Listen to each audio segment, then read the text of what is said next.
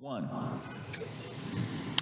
Good evening, Canby, and thank you for joining us for our regularly scheduled Canby Planning Commission meeting on today's date of Monday, April 8th, 2024. We will get started with the Pledge of Allegiance. I pledge allegiance to the flag of the United States of America and to the republic for which it stands, one nation, under God, indivisible, with liberty and justice for all. Thank you very much. It doesn't appear that we have, consent items. We have draft meeting minutes for March 11th, 2024. Two of our commissioners are absent, but we still have quorum, so we want to do a vote to adopt the draft meeting minutes. Do we have a motion to adopt the minutes? I move to adopt the minutes of March 11, 2024 as written. Second. I'll second. Very well. We'll do a roll call style vote. Commissioner Llewellyn? Aye. Commissioner DeRoche? Aye. I'm an aye. Aye. And Aye. Mr. Hutchinson. Okay, ayes have it, 5-0. Meeting minutes, let's see here, what is it? Draft meeting minutes, March 11th, 2024 are adopted as written. Okay. Next up, citizen input on non-agenda items. It doesn't appear we do have one citizen input. Recording in progress.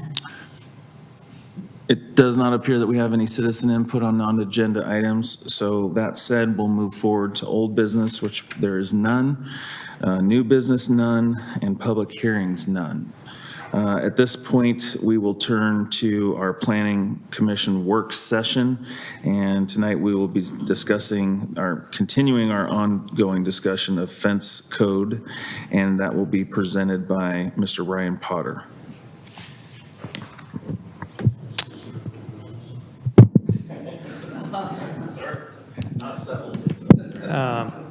Good evening, Chair Ellison and members of the Planning Commission. Yes, this is the fourth time we'll be talking about this and not the last time. So just to give you a quick overview of tonight, this is a short presentation, 13 slides, but I'm just going to recap what we've talked about before. I'm going to talk about how I've separated this topic into some pieces so that we can tackle it better. We're going to talk about the specific piece of it that I think we should tackle first, and then we'll go through some next steps. So we've had 3 sessions before. The first one was really heavy on the need, what is happening out in the community, what kind of code enforcement issues are we seeing, what are people asking for, and then also I went a lot into the design principles of why you would want taller fences and why you would want shorter ones and what some of the urban design and safety and aesthetic considerations are. And then I went through some examples of homes in town that have fences that are correct, and then ones that are violating our current code. And I went through some pros and cons, which is part of the principles behind why we were looking at it. Session 2, we did a recap. We talked a lot about staff. Basically, we summarized what we had heard for the first meeting, and then we had more discussions. And then the third one, we had another recap, and then that's when I showed you guys all those 3D models showing what's allowed now, what people are doing now, what's actually allowed, and then some ideas of what is done in other communities or what builders want. So we've obviously had some time pass since we had those 3 sessions.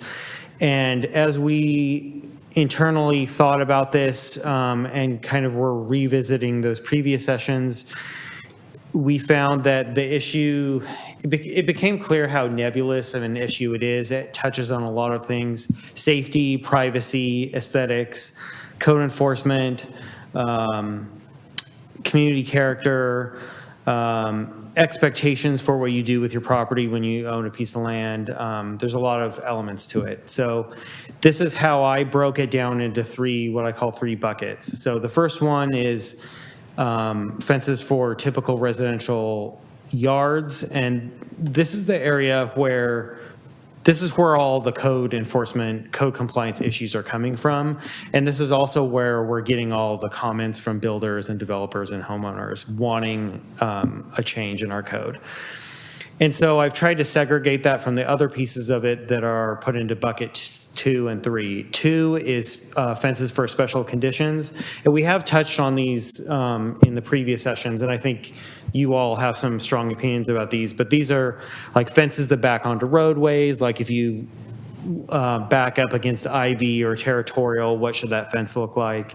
If fences are along trails or paths or along parks, or basically special conditions that aren't typical. And then the third bucket are these much bigger, more nebulous policy considerations having to do with how do we want code enforcement to be done in the community? Do we want to start enforcing vision clearance and site obstruction for vegetation and all kinds of other things? Permitting versus not having a fence permit, I mean, that's a bigger policy decision too. And then there were some other related policy issues. So I've kind of pushed that one into the third bucket, not because it's less important, just because I wanted to focus on the more tangible things first. So as you saw in the staff report that I put together, the fence code is in that particular chapter early in our zoning code. It's mixed in with a bunch of other random code provisions. Not an ideal place for the code, but that's where it is right now. And it all falls under this subsection 15.08.110. But if we're focusing on typical residential lots, it's A and B that really address that. And so what's on the screen right now is the same thing that's in our code and in the staff report, which is the pieces that the average homeowner, when they're coming to us or they're looking at the code, these are the ones they have to comply with.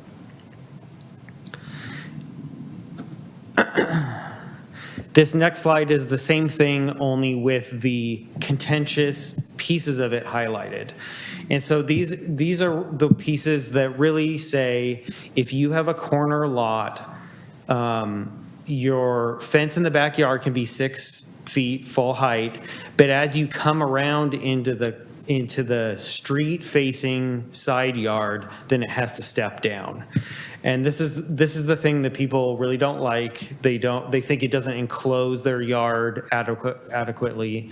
And we've had many comments from builders, developers, and homeowners that they would like this change. So the code says fences not more than 3 1/2 feet in height may be constructed within the street setbacks of any of those 4 zones, which are 3 residential zones, and then C1, which is the downtown commercial zone.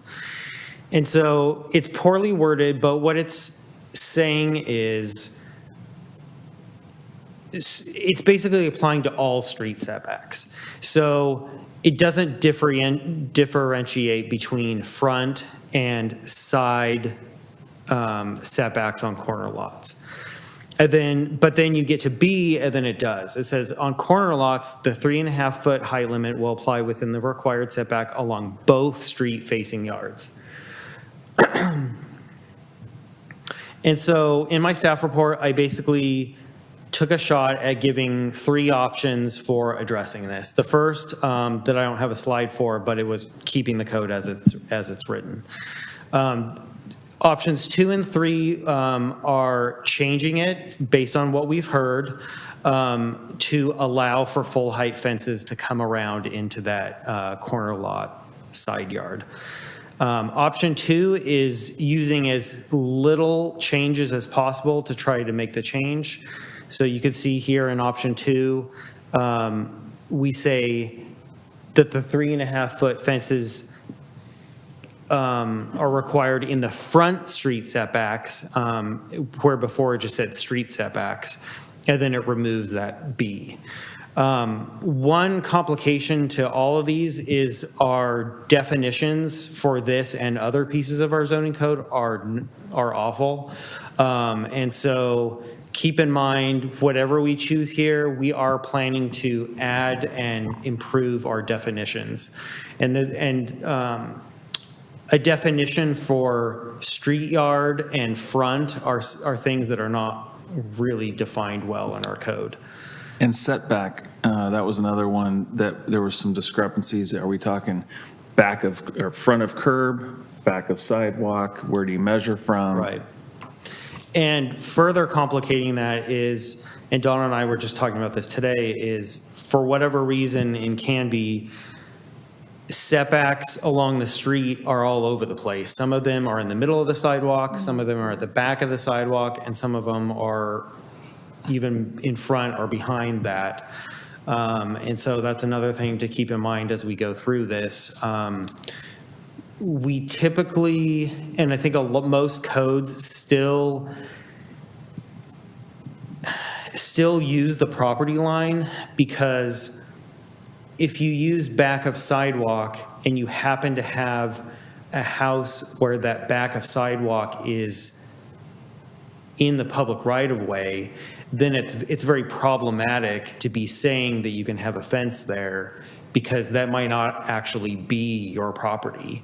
And there's lots of examples of that around town where someone has their yard and then it has a sidewalk, but the actual property line that divides the right-of-way and the yard is like 4 or 5 feet into what's perceived as the front yard. And so obviously you can't build things on property that you don't own. And so that's the reason why a lot of fence codes are addressing the property line. So this was option 2.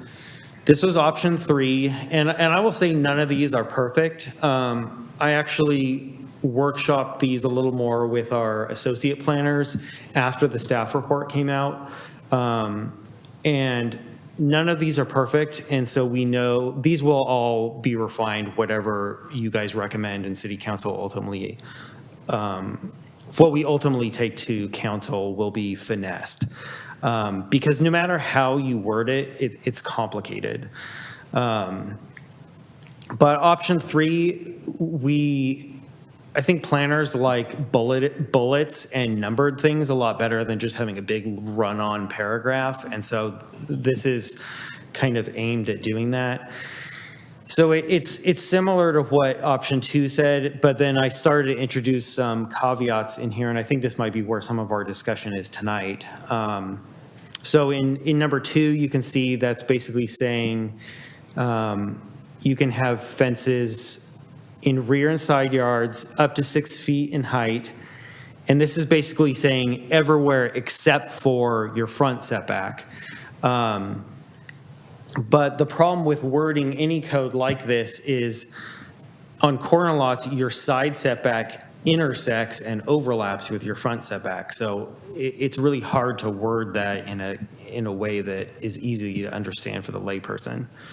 But then I also have optional language in here because there are some cities that say, sure, you can have a full height fence in that side street yard, but it needs to be set back a little bit from either the back of sidewalk or from the property line. We have heard from builders that they would rather have 0. They would rather their homeowners allowed to, if they're going to have the full height fence, they would rather just be able to be right up to the edge. So that's something to consider.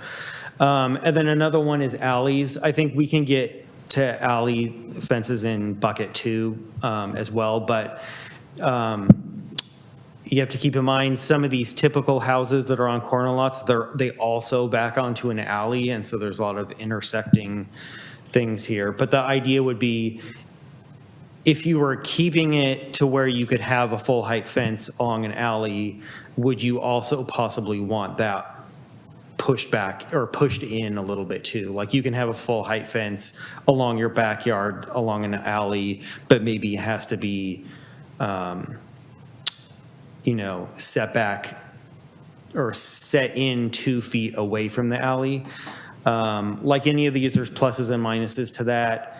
Yeah, you get more buffer, but then does that become a weed-filled kind of no man's land, outside your fence because you don't see it, and it's easy to ignore. But those are just some things to consider.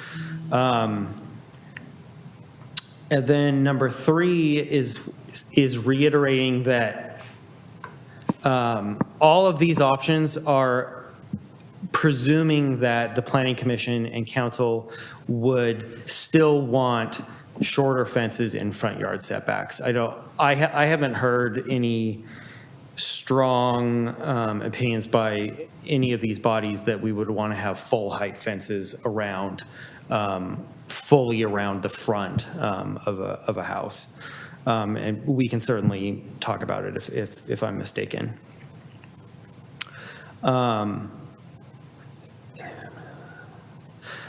And this alternative language is another caveat to think about. I realize this is a lot of minutia, but there's also the idea that, so say your required setback for the front of your house is 20 feet, but your house is actually set back 30 feet. Would the idea be that we would allow full height fence outside the setback, but still in front of the house? Or with this alternative language, as soon as you're in front of the house, it has to be shorter. And I think that's what most codes do, because it would be weird to have a full height fence kind of hugging the front of your house. But you'd be surprised what people want to do. And then number 4 is just the same language that's always been in there, which is we have vision clearance code provisions, and we're not looking to change that. Thank you for this, because I remember this is something we talked about. It was like, hey, can you give us like 3 options or something that we can chew on and work on? So thank you for that. No problem. The vision clearance had to do with intersection visibility or? Right. Okay. Yeah. And so these are graphics that you've seen before, but I'm just showing them again because before they were kind of amidst a larger collection of graphics, but now I'm kind of tailoring these to the code provisions that we're talking about tonight. So this is the situation that this discussion is aimed at, and this is the condition that we have all the problems with. So you can see this is a street corner, even though the corner's a little off screen here. But this is where the houses in the back are facing backward on that street, and then this house on the left is facing towards us. And that house that's on the corner, their fences have to step down, and this is what people object to. And then the second one that's really the difference. So if we changed our code, how people are wanting us to change it, this would be the difference. So your fence that you can have is mostly the same. It's just taller in this street side yard. This is another graphic that I created for a previous session, but this is just to reiterate. The one on the left is what's required now. And I believe this is actually a house that violated our code, how it currently is. But the one on the left is what's required now, where that greenish yellow fence is where it has to step down. And then once you're in the red area outside of that side setback, then it can step up. And then the second one is what the code would be changing to, where you can fully box in your backyard.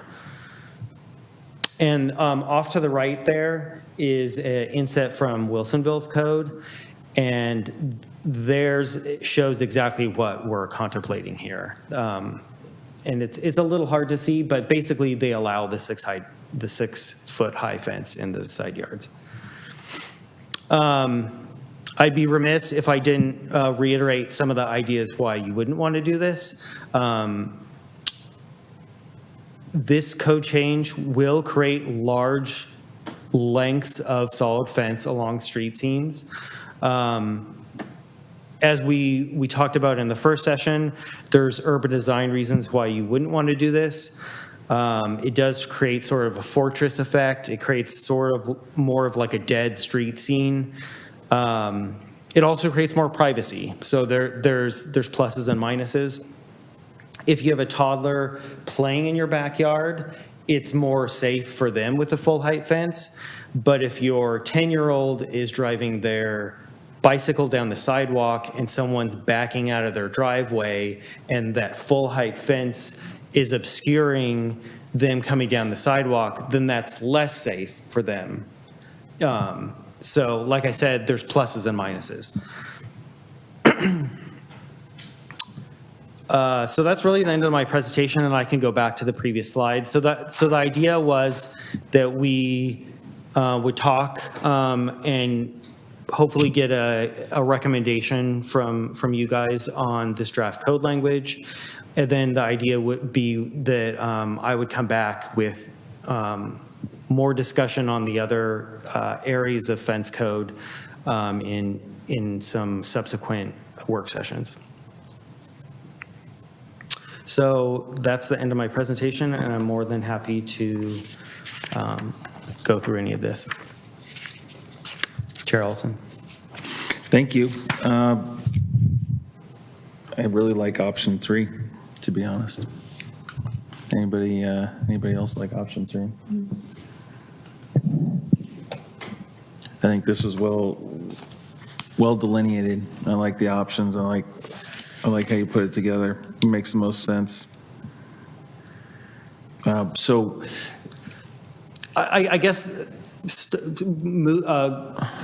the biggest thing is there consensus for allowing 6-foot high fences in corner lot side yards facing the street? It's in the illustrations that you have, there's like the utility strip, I don't know what you call the area of green between the sidewalk and the street there. Yeah. A lot of neighborhoods, that doesn't exist really, and so you've got street, sidewalk, and then fence. And I'm not sure whether that makes much of a difference, but you know, as far as urban design goes, there's all kinds of places, you know, in my neighborhood, for example, where that's the case, and I don't think people just assume it's their property and they don't have to ask anyone how the fence goes, and so they just go there. I think, you know, it's really kind of neither here nor there. I just kind of wanted to make that point. The thing that I'm thinking about mainly is the 3-foot issue deals with coming out of driveways. I'd like to see alleys treated as driveways in that case. I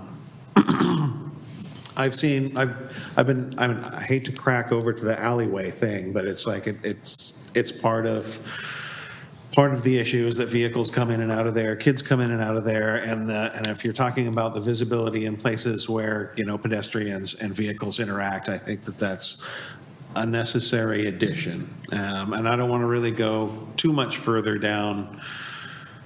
I mean, all over town, that people have put fences right up against the alleyway, and, you know, chain link.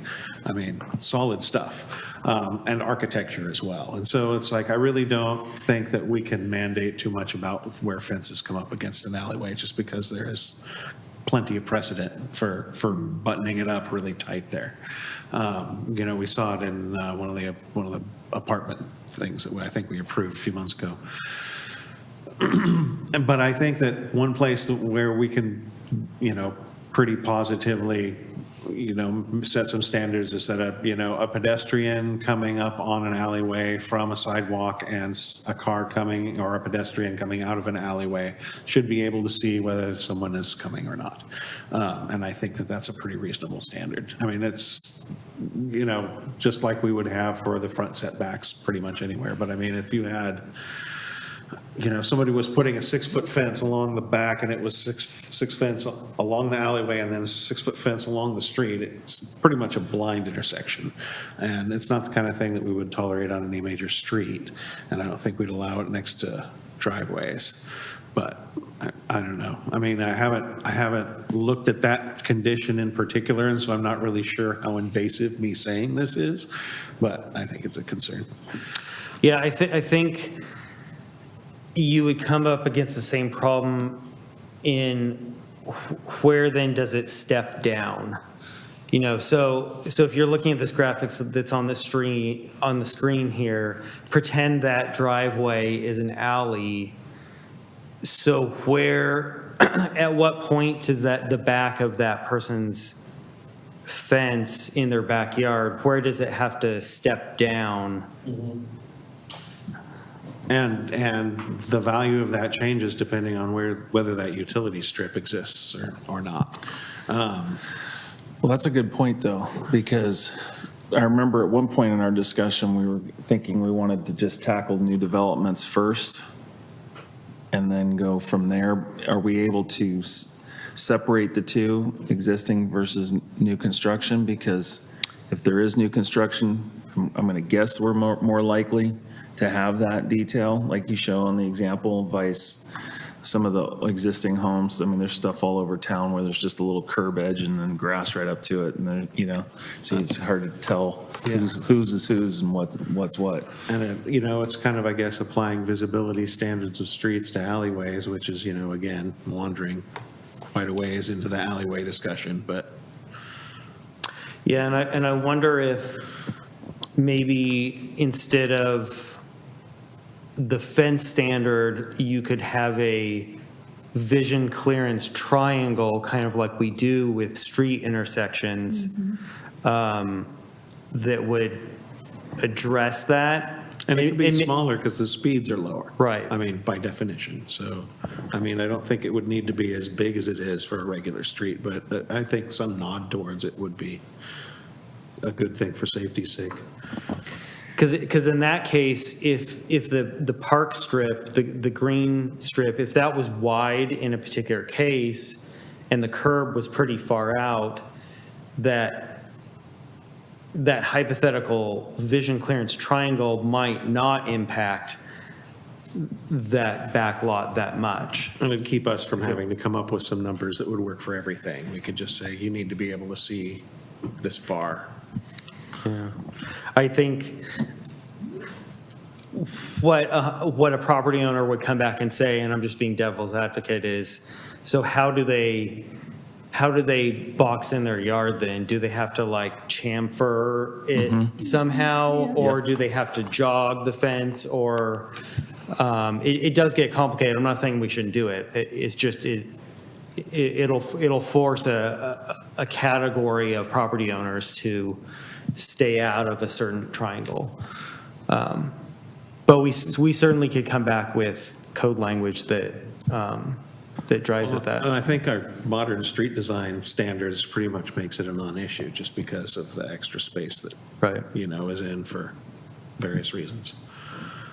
You know, so I guess then it kind of pushes it back into the enforcement or, you know, existing property realm, and kind of out of the first bucket, I guess. That makes sense. Yeah, so much of this is lot configuration too, because when I went to get my fence approved on my property on 4th and Douglas, you know, the side yard's there's quite a bit of side yard there, but the setback was like 15 feet. And he's like, you can have 6 foot as long as you're set back 15 feet. There's a pretty big section. There's a lot of yard. that's I don't really look at much or see much. Or I think there's been a picnic or two from the neighbors on it, but I think we talked about this before. So like in your drawing, the house on the right, you would almost have to 45 it, that corner, 45 it in order to achieve visibility. Yeah. And how that looks over time kind of reflects the overall visual quality of how well a community is taken care of. Because you are creating a little triangle there that's more attached to the alley than it is to the yard that's on the other side of the fence, you know, with that property owner, does that become like a little no man's land, you know? Well, and then they put a 20-foot arborvitae in there. It just completely, you know, knocks out the whole purpose of what we were trying to do in the first place, which we see that all over town, too. And that is to say, it's not a bad idea. I'm just sort of playing Oh, yeah. devil's advocate a little bit. If you don't, somebody will. I know that. But I do like the point of, I'm kind of interpreting what Commissioner Hutchinson is saying, which is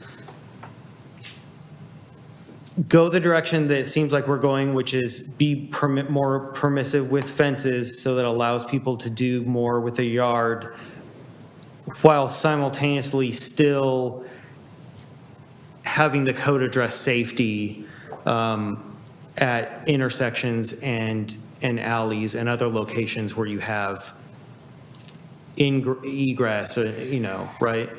Is that kind of what you're saying? Okay. I'm not really sure how much, I mean, you've seen them along highways, there's places where the people, I mean, where you can request from ODOT a mirror placed up if you have a driveway that comes out on a busy street on a curve or something like that. I mean, you know, we could maybe just make language that it, you know, in those visibility restricted areas, that considerations will be made for visibility and, you know, artfully not state what they need to be. Sure.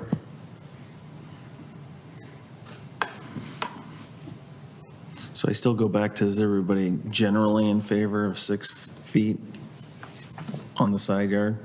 Yes. Commissioner Llewellyn, is that a yes? Yeah, I agree. I think I have no problem with 6 feet, but I think we have to have flexibility in certain situations to come back at that.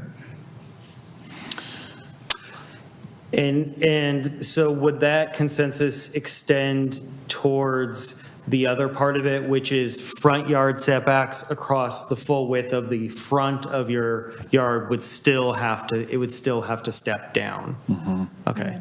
So as you're driving down the street, you're not having those like big 6 foot kind of like fins extending all the way to the sidewalk? Okay. I have a question about that. So in some of the older areas, the back of the lots face the street. So like if you go down South Ivy, they're all big fences. Right. And there's a fence and a little strip of weeds and the sidewalk. But are we not doing as much of that now with the new builds? Is that what? There's still conditions Okay. where that happens. And although I was sort of seeing that as part of bucket 2 thing, Okay. my inclination is that the plan commission would probably land where they're landing tonight in a similar way where we would explicitly allow 6 foot backyard fences up backing along to that right of way. Like if you're going down South Ivy, the neighborhood that's Across from the school? yeah, across from Ackerman, which is actually what I'm thinking of. Okay. Is that what you mean? No, I'm Where- thinking across from Lee, right on Ivy. They're big old 6 foot fences. Oh, right, yeah. Yeah, from backyard fences, yeah. The issue I see with those, and there's another strip of those on 13th, they have this, I guess I'm sure it's because of their property line, but there's the sidewalk and a space about this wide, and then a 6 foot fence, so nobody takes care of the space. And they look awful. Yeah. Same thing on 13th, they look terrible. Some people might come all the way around the corner, I mean, it's really impractical. They have a 6 foot fence where they walk all the way around the block and work on their weeds, they don't. Yeah. Yeah, it seems like it works a lot better in sort of master plan subdivisions Yeah, where you yeah. have an HOA because they intentionally create like a landscape buffer along there and then the HOA is taking care of it and it's a unified kind of landscaping. But it's harder when you don't have an HOA and it's a bunch of individual homeowners that back up against it. So Ryan, that brings up a good point. Is there any requirements for people to take care of these fences, especially the HOAs? Because it seems like after 6 months to a year, they really start fading away. Are there any requirements for these fences for property owners to keep up these things? Right now, I don't think so. And there wasn't, in our old HOA, which was a pretty boilerplate HOA, it was like 78 homes, and they just had conditions about what type of fence, but there was nothing that went into maintenance or upkeep or any of that kind of stuff. It was pretty much up to you and if it was the poor soul on the other side that shared it with you, to hopefully come up and split the bill. Yeah. That was about it. And the issue with HOAs is, an HOA is really an agreement and a association between a private entity, which is the homeowner, and another private entity, which is the HOA. And the city doesn't really have a role in that. The HOA rules tend to be, an extra layer of rules rather than something the city is enforcing. Yeah, it just seems like with all these new developments, they're so stuck together. They're all using fences. I don't know, just saying it's going to be pretty ugly in a few years. That would be, I guess, another question is, especially if it's in a new development where they're creating that fortress effect that you mentioned in those other examples that we've seen, can the city give guidance on anything street facing like that's new construction going in with a subdivision style or type of fence that goes in, or is it just you get what you get? Well, historically, in Canby, no, we haven't really touched that. I worked a long time in California, and lots of cities do have design guidelines for more aesthetic things, like materials and, I've only been here 5 years, so maybe there have been discussions about materials and visual quality of fences. From what I've seen, it seems like we've always kind of leaned on leaving it up to people to decide what they do. But I know internally the piece we've talked about the most is when subdivisions do border a major street. Excuse me. I think it's really nice when they have those brick perimeter walls. Like, my parents live in Northwoods. I don't know if you know, like Northwoods, where it backs onto Territorial. They have a really nice brick perimeter wall. And actually on South Ivy towards Mark's Place, some of those neighborhoods have a brick wall too. But I don't think we've at least our code has never had a heavy hand in dictating that.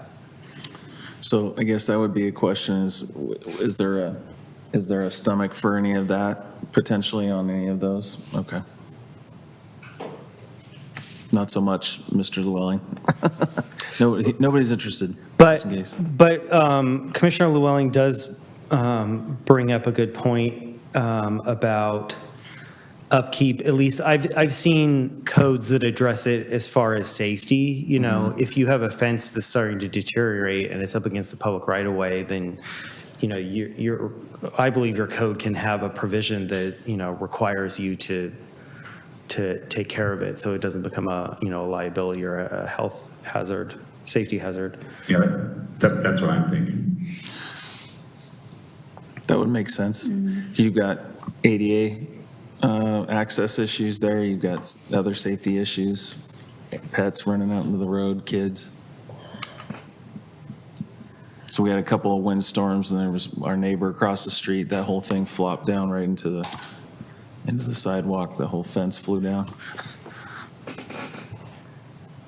Yeah, so for that particular piece of it, we could definitely come back next go round with some, I can do some code research on fencing codes that address those kind of upkeep and safety issues and come back with some potential code language. So round 5 will have better definition on setbacks.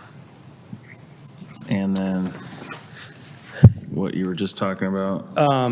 Yes, better definitions for setbacks. And I think one of the things we've always wanted to resolve is there's some ambiguity in, sometimes they're called setbacks and sometimes they're called yard requirements.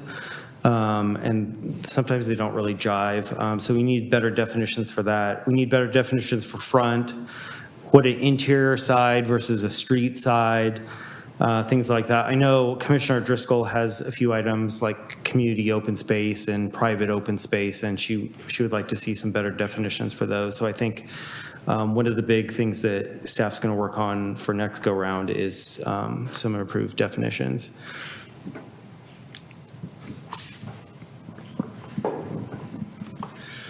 So I like your option 3. One question I have on the alley thing with the fences, I know we've got some alleys where people have built the fences right up to the asphalt. I guess my question is, as far as Public Works is concerned, do they have any chime in on this as far as what they, they've got to maintain the alley, they've got to maintain the surfaces.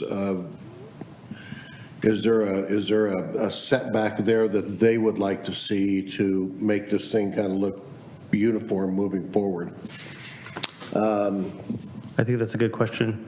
Yeah, so then the other thing is a fence maintenance. I really think that we would be doing ourselves a disservice if we didn't have something in there that said, and especially being that we have a code enforcement officer now, that we didn't have some verbiage in there that spoke specifically to the structure of it and the aesthetics of it. Now, that can be somewhat left up to, what may look like nice to me, may not look like nice to you. So we'd have to kind of do that. But I think that if it's if it's a stained fence, that it needs to be stained. If it's it needs to be straight. However that looks, people need to maintain their fences.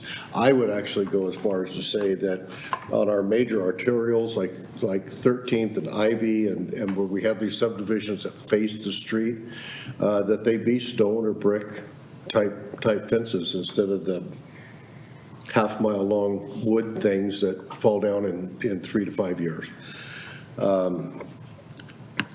And then as far as the access on the corners and the site, I think that anything that comes up to an alley or a driveway type situation, that homeowner, if they're putting in a 6-foot fence, should agree to bob the corner so that we're not running over pedestrians and kids. I mean, it's just I don't know whether it needs to be a 45-degree corner or what, but it needs to be a safe corner instead of just an abrupt corner. And if we can't have that, then I think we should probably look at some type of signage that warns the pedestrian walking on the sidewalk that there is traffic that could be approaching from the alley or the driveway or whatever. So I'm in with 3, but I think we need to look at those items. Thank you. Anybody else? Okay. So I think we're 3. We're moving forward with 3. With suggestions. One thing that I forgot to bring up that our associate planners brought up to me when we were looking at this today, actually, was that another element that we haven't talked about a lot is utility easements. And we probably will have to add something to that option number 3 that talks about utility easements. Or we're gonna do more research, but see how other cities do it, because there's some examples like the one on the screen. There's some cases where there's a 12-foot utility easement through where that fence is, and so do we allow it? But you take on the liability that if Canby Utility has to come through and replace a pipe, then you just know that it has to be removed.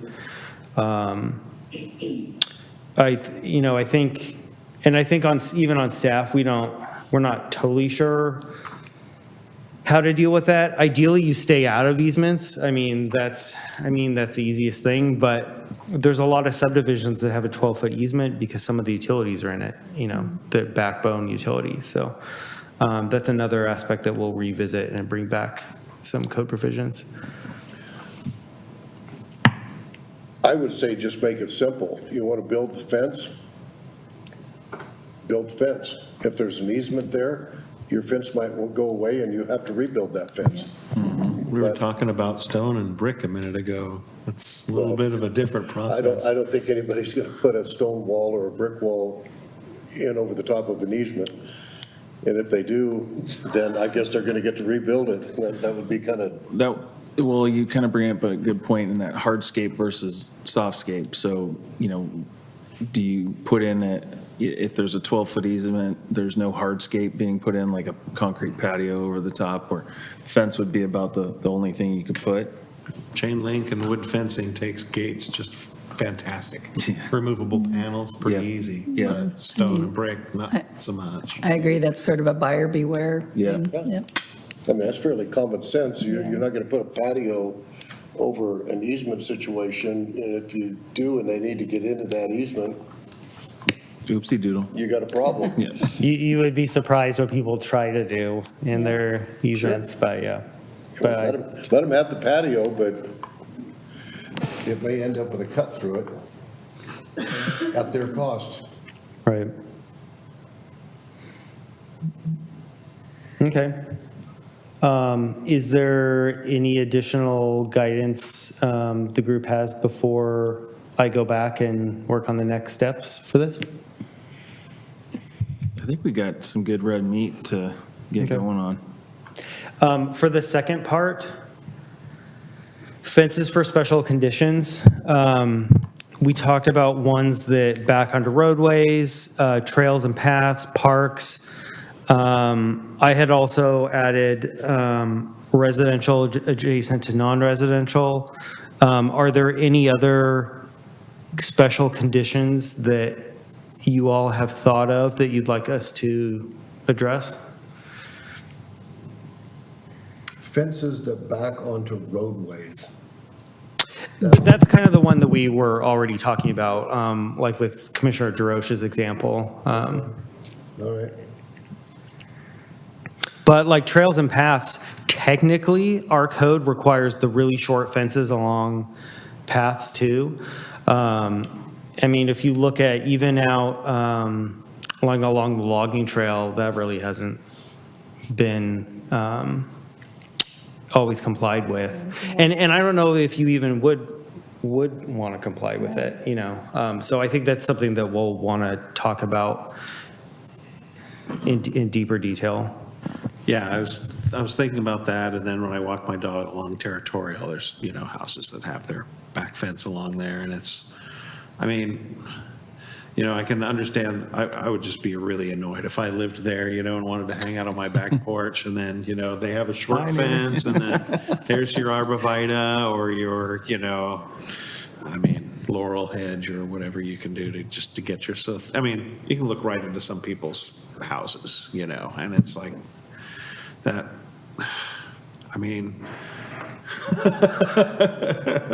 it's hard to justify, saying that you got to keep those things at 3 feet and along the paths as well. Springwater corridor, I've got some stories, let me tell you.